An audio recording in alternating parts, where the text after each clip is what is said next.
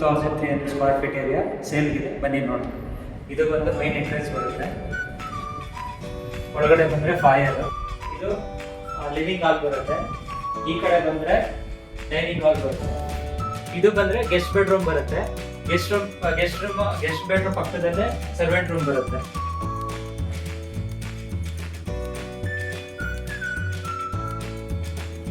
Kitchen area ಬರುತ್ತೆ.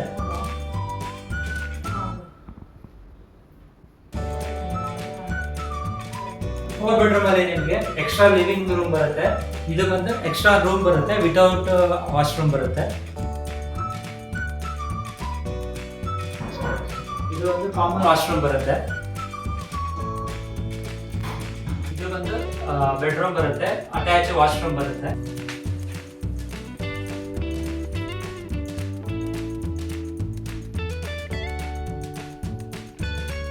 ಇದು ಬಂದು ಮಾಸ್ಟರ್ ಬೆಡ್ರೂಮ್ ಬರುತ್ತೆ, ವಿತ್ ಬಾಲ್ಕನಿ ಬರುತ್ತೆ, ಆಮೇಲೆ ವಿತ್ ವಾಶ್ರೂಮ್ ಬರುತ್ತೆ.